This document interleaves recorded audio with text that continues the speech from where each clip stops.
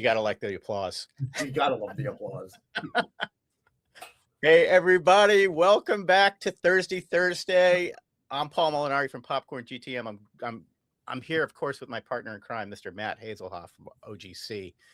It's good to have you. We've got an awesome guest. I mean, as we can see here. But before we do the formal introduction, let's just let's talk about what we're going to talk about for a second.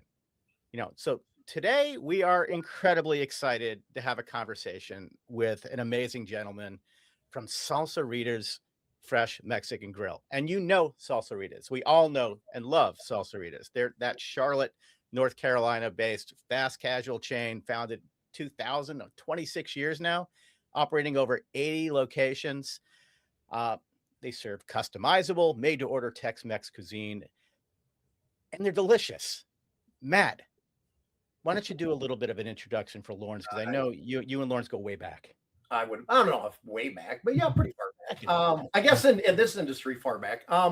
Lawrence and I have had the pleasure of working together. So I've worked with him as an operator, and I had the pleasure of working with him when we were both at QPOS. So the reason I wanted to bring Lawrence on here was a couple reasons. Number one, he's a bit of a unicorn. There's not many people in this industry that were on the vendor side, the operator side, back on the vendor side, back on the operator side. And with what we're talking about today, which is vendor etiquette, vendor operator relationship, what better person to have that's been on both sides of the fence? So that's why we brought Lawrence today. Really excited about it. It actually triggered into my head literally last night. Paul, I do this all the time like you. 2 a.m. I wake up and I'm like, we've got our podcast. What are we going to talk about? And I remembered FS Tech last year. Lawrence and I were trying just to get together to have a beer or say hi, something. And it just never happened. I mean, those conferences are busy as hell, as we all know. And we ended up running into each other at the airport. So I started thinking about the next best thing. Exactly. So that's why we kind of had Lawrence on today, and why we're talking about vendor operator relations. We're right. I mean, listen, we're right starting at the beginning of trade show season. There's tons of shows coming up. So I think this is going to be a great podcast today. Lawrence, again, thank you very much for being on. You're going to bring light into here that others probably could not do. So with that said, as I said earlier, it is trade show season. And I always like coming in a little hot here. And I don't want this to sound like a dating game. Well, hold on, Matt. You got to back up the truck for a second. Oh, shoot. What are we drinking? All right, it's Thirsty Thursday, man. I messed up. See? And because we're talking to Salsaritas, I found it very appropriate to make a margarita. Highly appropriate. I myself am going with I'm sophisticated today. So I'm going to go with an espresso martini. Ooh. That is, and one of the greatest things is that it's prepackaged as an absolute cocktail with real Kahlua. I love that you have the whole bottle there. Don't worry, it's long. It's a very short-lived podcast series. Lawrence, what are you drinking? Yeah, what do you got, dude? Well, I feel ignorant because I didn't get the memo, so I'm just drinking some hot tea over here. With it. So I feel like the designated driver of the group or something. Maybe. You might be, by the way. Yeah. Well, you know what? That's okay, because everybody should have a designated driver. Well, that's me for this round, I guess. But now I know for the next time around, I know to bring the stash. You know what, Lawrence? You should have known if it was me, it had to have something to do with it. So, anyway, thank you for the catch, by the way, Paul. It'd be horrible not to, show what we're drinking on Thursday. Back to my original question. Actually, I'm going to kind of parse it a little bit into two parts, Lawrence. First question is purely yes or no, and then we'll dive in. Do you believe the relationship between vendors and operators nowadays is as healthy as it was 5 years ago, 10 years ago, 15 years ago? Absolutely not. I just Ah, don't. And why? Well, it was you really, I mean, it's all about relationships, and y'all know that firsthand. And it may seem cheesy or whatever, but your vendor was actually your business partner. So, I even used, again, I'm guilty of being cheesy. And I used to tell people, if I ever call you a vendor, that means you did your job wrong. I should never have to use the term vendor. So it was a lot about relationships building and stuff. And as from anybody in the sales, force, when you go from one, company to another, you take your Rolodex with you and your contact list. And it's about those relationships. And I think, from, director level, customer success, sales directors, and so forth, I don't think the coaching is there anymore.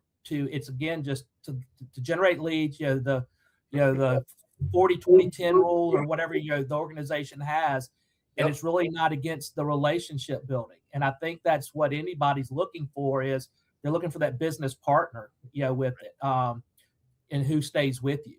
And I think, again, when you see brands switching technology stacks or technology companies, a lot of it is because their relationship person they've known for 5, 10, 15 years is now with another company, with it. So it's not that your tech stack is outdated or obsolete or can't do it.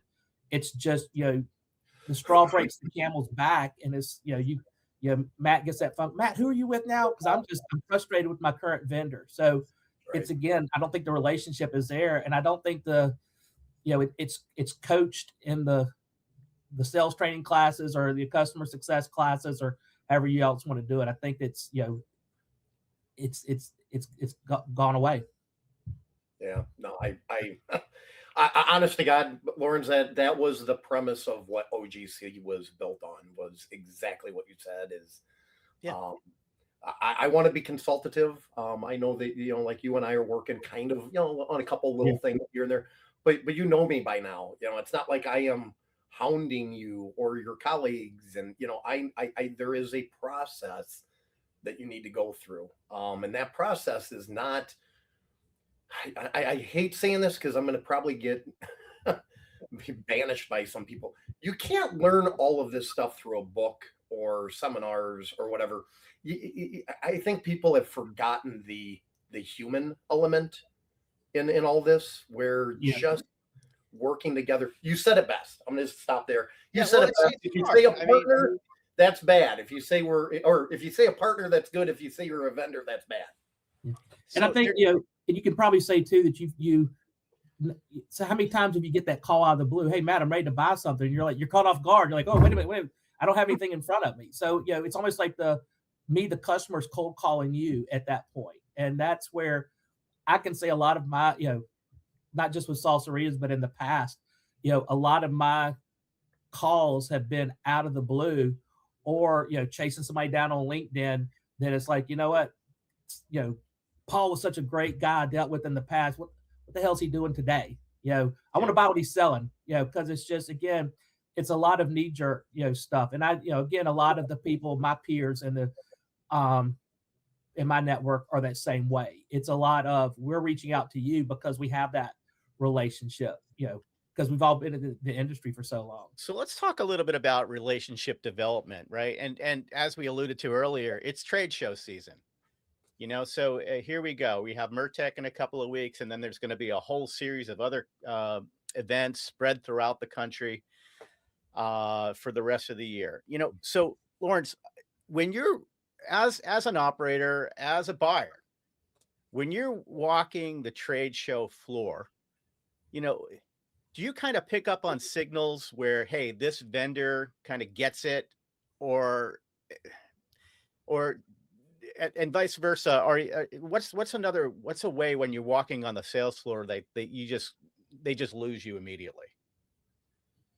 The irony is, we're all in the hospitality industry. Usually, most of these shows, I go to the ones that are hospitality focused. It's not a big open blanket type thing. And I look at this bar etiquette. If you're at a bar, you're gonna meet somebody. You can meet a total stranger in the bar. How do you approach that total stranger in the bar? What's your approach? and vice versa. If you're just hanging out in the bar having, an absolute, coffee martini or something like that, and somebody walks up to you, I mean, what's the icebreaker, and what makes you, call security or call the bartender to get them out of your face? And I think that sometimes, it's a 50-50 in a trade show. You've got the people that have that bar etiquette, you do the, you look over, I walk through and no words are spoken, and I look at their booth or, what their products are, and they give me a nod and I give them a nod. And then it's sign language, it's body language first off. I think that's what it's bar etiquette.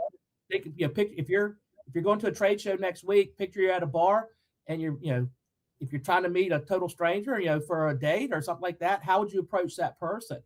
But I think the thing you don't do is, and this actually happened to my group at NRA, the second day at NRA last year, people literally jumped out in the aisle, and we were 3 or 4 of us walking together, and they blocked our path. Really? Please don't do that. No. And it's literally, I mean, it was like a football practice or something, and we were the tackling dummies.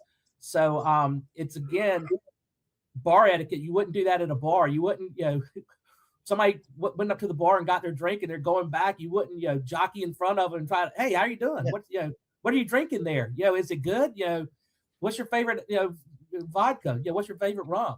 So it's, again, there's a lot of, and again, it goes back to the seasoned, I think, salespeople and stuff like that. There's a lot that can be said with your eyes, with the head nod, the body language and the shrugs and stuff. So it's, again, it's that how to interpret that.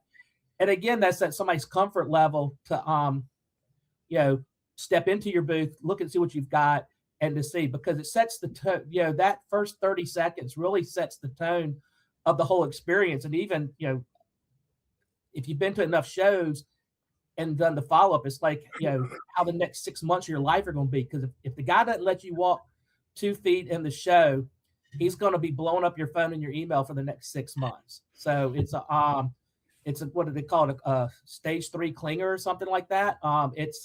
Again, it's back to dating in the bar scene. The last thing you want is a stage 3 clinger with it. I love that reference. That made my day right there. So Lawrence, that brings a really good question. I'm a sales guy. I'll pick on myself. I'm an easy target. So I go to a show and I meet someone like you and we have a good conversation. Man, I get home and boy, I got a sale coming. That's what, I mean, listen, that's human nature. That's what they think. And we reach out and I hit you on, I send you an email and nothing. And maybe I DM you on LinkedIn and nothing. Where is that really fine line of a vendor just purely following up, doing their job versus being way out of bounds to a point where, like, you want to send a cease and desist letter to never talk to me? And by the way, that sounds like two really far things apart, but they're not. I mean, there's that really fine line. Matt, I can honestly say I've never gotten somebody approached like you just described. And there's actually, you can go through, I got on a rant before on LinkedIn about your second part of this. And a good friend of mine I've known for 20 something years kind of did the same thing. I spend my day every morning, at least 30 minutes a day, cleaning out my inbox, and everybody's wants 5 minutes of my time. Okay. Right. I'm not arrogant or about my title. I don't even have a business card, so I don't really go out there and but I am the VP of technology. So you would think most technology guys know how to use email, read email, and this, that, and other. Don't say I'm bumping this up to the top of your inbox, because I know how to use Outlook. The thing I'm getting out is really rampant is somebody will send me 5 emails, but they respond to each email with it. So if I got an email today, it's got the previous 5 emails below it that say, I don't know, see if you saw this, but I don't know if you saw this, do that. Now, your approach too, reach out to me after the show, reach out to me an email, nudge me on LinkedIn, and then, kind of pause. If you're going to send me an email, send a fresh email. Don't respond to your own email. I think the industry also needs to get a new catchphrase of, can I get 5 minutes on your calendar? Because literally, how many I get a day, and again, a lot of my peers have said the same thing. Yeah. I need 3 hours a day just for those 5 minutes of everybody who wants it. I think it's back to the old sales school. Again, the old school way is, somebody say, look, we're not making a decision until Q1 of 2027. And, the old school guys, they put that on their calendar, and, January 3rd, 2027, they reached out to you. It's really just staying in there, kind of just hovering on the sidelines, because again, there's two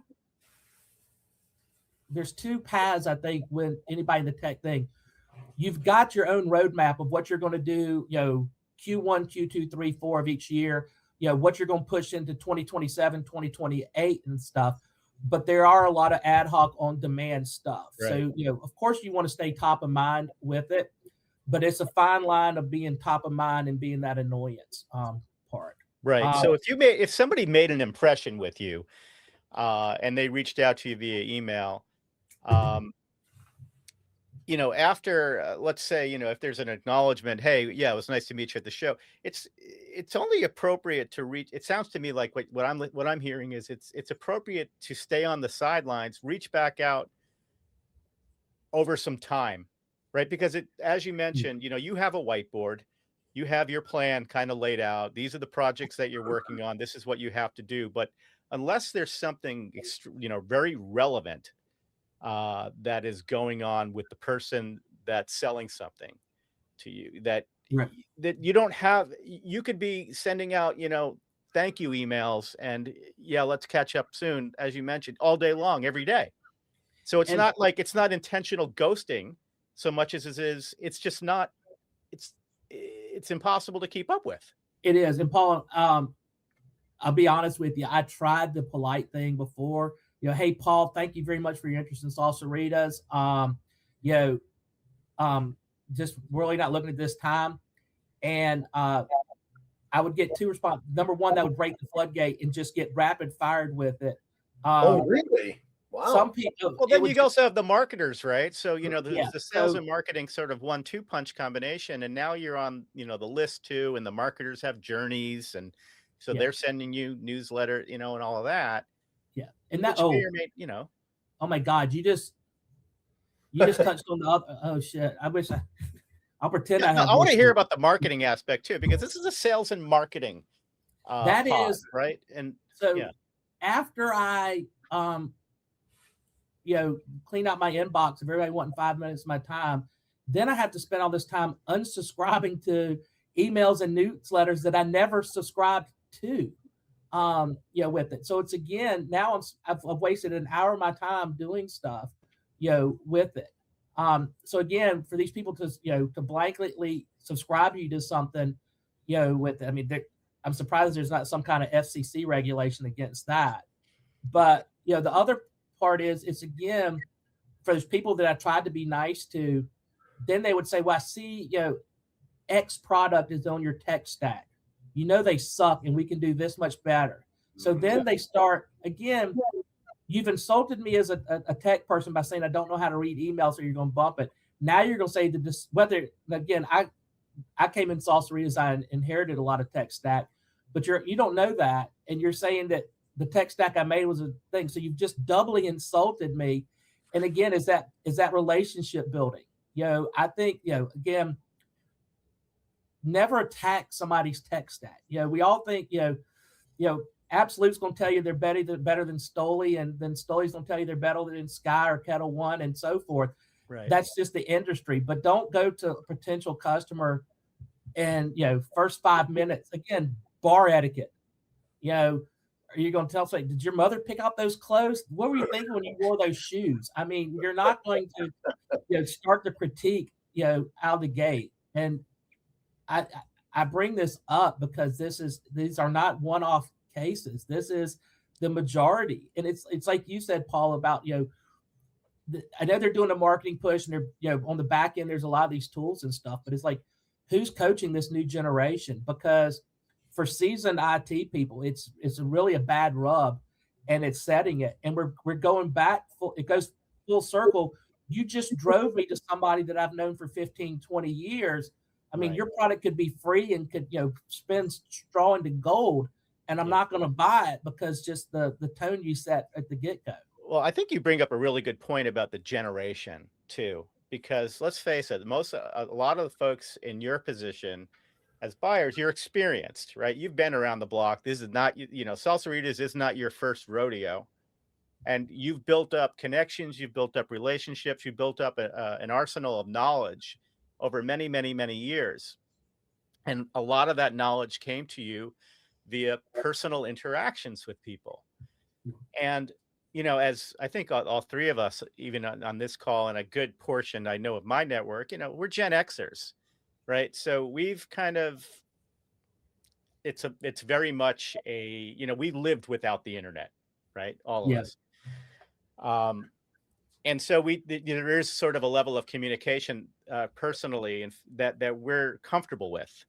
But I think that there is an up and coming group that are more comfortable with just digital, with never really having that personal conversation, with just being a lot more, I think, transactional in, digital back and forth, and thinking that that's how things can get done.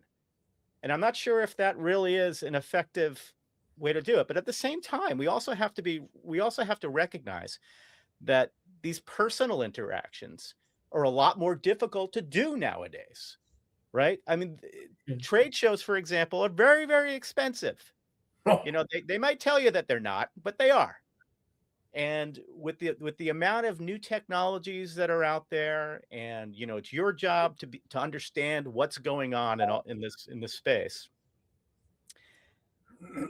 It's a very complicated. This is why I'm so glad we're having this kind of conversation, because how do we make for a way that you, Lawrence, can be abreast of what's happening in the space, and not be necessarily reliant on that trade show experience, because the reality is that trade show experience is often represented by the same companies over and over and over again, right? Agreed. I think, and again, the landscape's changed, and we see it. I personally, I'm not a TikTok person or a Instagram person. Just like you said, it's probably our generation and stuff. But I have always relied a lot on LinkedIn, and I follow a lot of brands there. And when I follow a brand in LinkedIn, that's my, what's Dave's Hot Chicken doing right now? What's Blaze Pizza doing right now? So you get that window into it. And then again, with my peers in the community, if somebody's sharing a thing with that, I think that's I think again on LinkedIn, there's been a lot of complaints that people are trying to turn LinkedIn into Facebook or Instagram, and the policy police call them out on it. But I think if you had more brands sharing, what they're doing in the technology thing, what they're doing, I just bought this rice cooker, and it's the best damn rice cooker in the world. You guys got to look at it. I mean, because that's literally what you used to see before. It was a networking. I mean, it was a networking tool to where you saw what you didn't see your peers, but maybe once a year at a conference, but you knew the other, 11 months out of the year, what they were working on, what they were doing. And I think a lot of, I'd love to see a lot of brands. I mean, again, Leon at Dave's Hot Chicken is doing it. It's a call out with it. We all love Leon, and we know what to Cheers do. to Leon. We'll see it. We'll see him at Mertech in a couple of weeks. Yeah, I mean, I think at any given day, what Leon had for breakfast. But it's, again, what's going on to there. But in that same perspective, if somebody sees a product and if it's AI for drive-through, and you saw that he's doing it, you're gonna reach out to him before you do the salesperson and stuff. So again, that's where you used to get that information in there, and that's again you used to also see a lot of brands really, and you still do see some. I mean, Q, where Matt and I came from, Jen Kern's really good with that, with interacting with her brands and doing that. And I think if you saw more, again, if you had the rice cooker guy, having the guy from Panda Express on there, really, talking about his rice cooker, he could sit at his desk and just write paper and write orders. Paul, Is this the appropriate time to put a shameless plug together for our Forked network? I feel like it is. I feel like such the marketer, but I'm trying to hold myself back because I'm practically vibrating here with Forked. So we've had. I'm sorry I set you guys up. I didn't do it on purpose to set y'all up, but go ahead. No, well, listen, here's the thing, and we're going to post this on. Well, we got to get Lawrence invited over there. I don't know if he's invited. I'm not even sure if he's invited. Yeah, we'll get him over there. So Forked is a LinkedIn community, and it is basically, it is nothing, supposed to be nothing but restaurant technology companies and operators. It's Why don't you tell them what it stands for? It stands for the Forum of Restaurant Knowledge Exchange and Development. Forked. Restaurant Knowledge Exchange and Development. And the whole idea is that it's not a pitch room. It's really made for a place where people can share ideas and exchange information. Hey, what is working for you? This isn't working for me. Not necessarily calling out names and, like tech shaming, which is a great point that you made earlier, but rather asking hard questions and expecting thoughtful answers. So Forked, I highly suggest you check it out, and we'll send you an invite after. No, definitely would like that, because again, that's where if I go to Murtech or if I go to FS Tech and I do see a product, if I see a brand's logo on your booth that I see, I definitely call that person up if I know them. Again, I've been in the industry for almost, I've been in the hospitality industry for 32 years, and just Matt said, I've been on different platforms of it, so I've crossed people over. One thing I will say on that note, though, if you got a 1,000-unit brand and you're in one store, don't put their logo up, because that really looks bad as well too. But it's, again, that's where I start before I call that thing. Or if Matt and I did set up a call for next Tuesday. Before Tuesday, I'm gonna do some research on somebody who else has used the product with it. So that's good. I love that. Yeah, everybody's responsible for their own homework, right?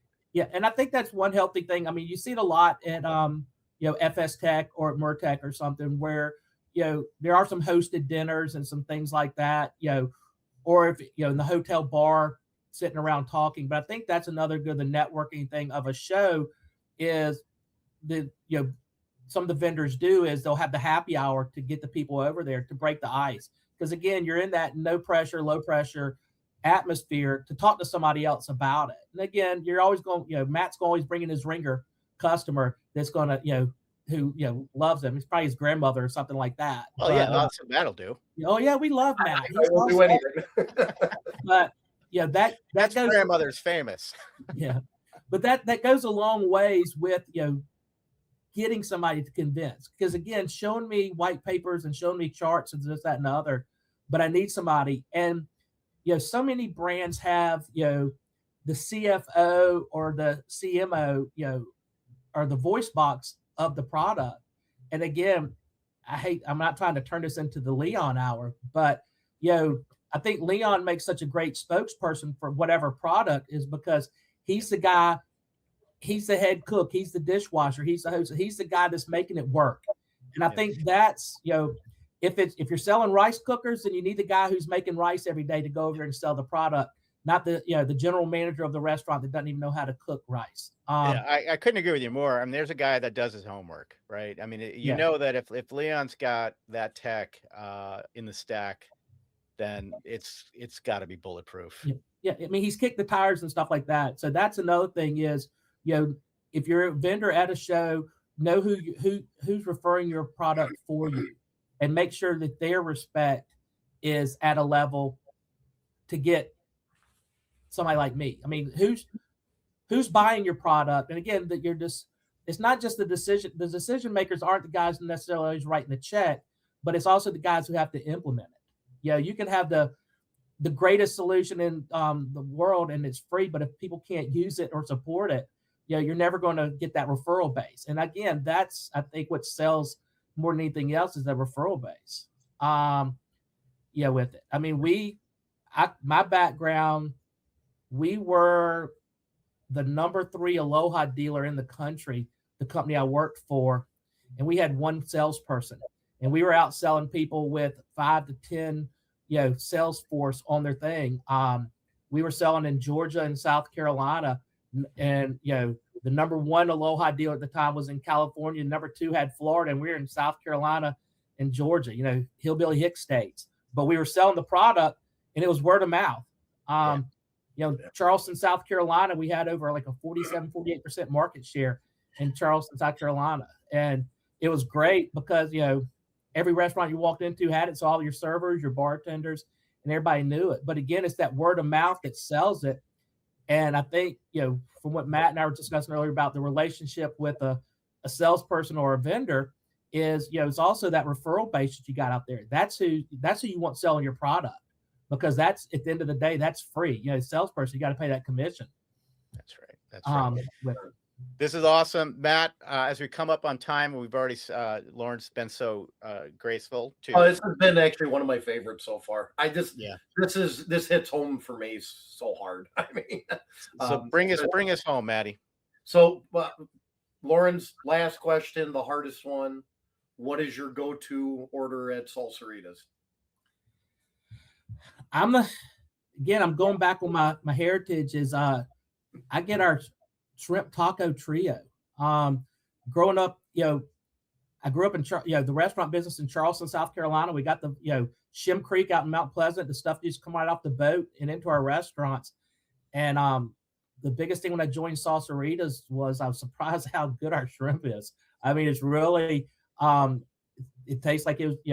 We are based out of Charlotte, North Carolina, but it looks like we just flew it in from the coast and cooked it up that day off the boat. So I love our shrimp tacos. They're just a good thing, and you can I get 3 of them, and when I go from store to store and eat them in the car, and that's my go-to. Well, now I'm officially hungry. Yeah, and then there's that. Lawrence, thank you so much for spending some time with us, man. We really appreciate it. This is incredibly insightful. I know that listeners and watchers will absolutely appreciate this. I think it is. It should be, in a lot of ways, perhaps required listening, required watching for especially for the noobs, for the new folks out there that are new to the industry and want to make a good impression on the brands, and perhaps we'll think a little bit more thoughtfully about etiquette as they try to sell you a lot of good stuff. Yeah. So thanks, man. We appreciate it. Thanks, Lawrence. Thank you, guys. Appreciate it.